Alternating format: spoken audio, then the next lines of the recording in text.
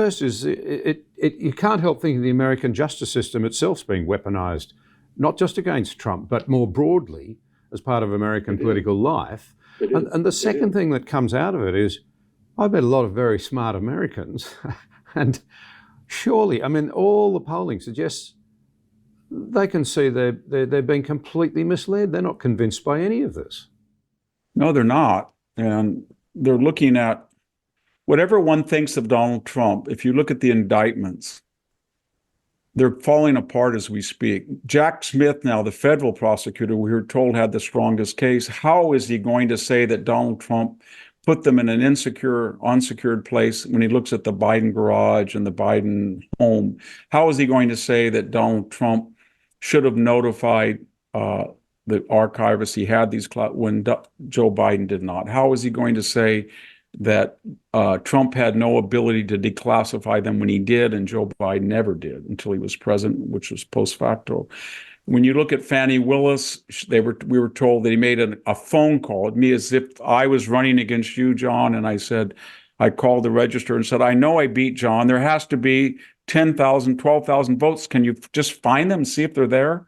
That's not election. That's a freedom of speech expression. But that prosecutor now, who ran on the platform to indict Donald Trump, has lied under oath and said that she was not romantically involved with a prosecutor that she picked who had never tried a felony, had never tried a criminal case, and was making over double, according to her receipts, of what all the other prosecutors who had tried felonies and had been had criminal experience. And then, of course, there was $650,000 that were billed to him. We know he met with the White House counsel, and we know they went on junkets and they lied about the entire thing. That case is imploding.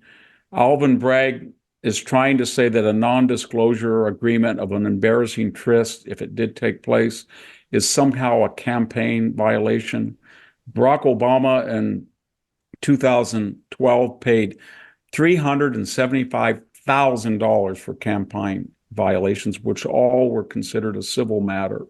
And finally, Alvin Bragg is charging Donald Trump with fraud by exaggerating the value of Mar-a-Lago in a way that allowed him to get a loan. The banks that gave him the loans who had much more sophisticated auditors than Alvin Bragg, were very happy with the loans. Donald Trump paid them timely. They made millions of dollars in interest profits.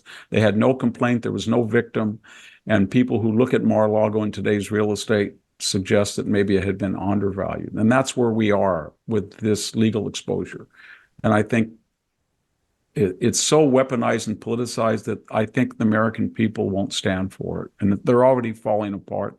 The sheer corruption involved with all these blue state, big city indictments with liberal prosecutors and liberal judges and liberal jury pools. And it's a form of lawfare which comes on top of Russian collusion, Russian disinformation, and trying to remove Trump from the ballot, which blew up. It will blow up with the Supreme Court rule.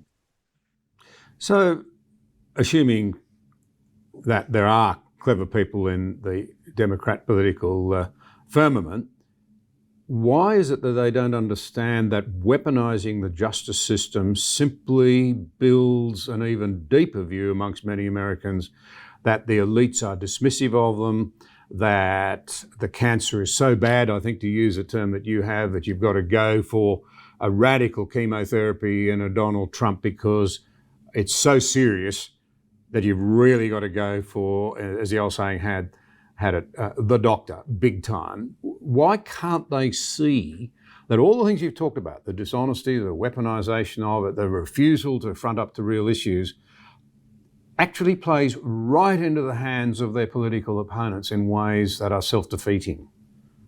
First off, if you haven't made money with AI yet,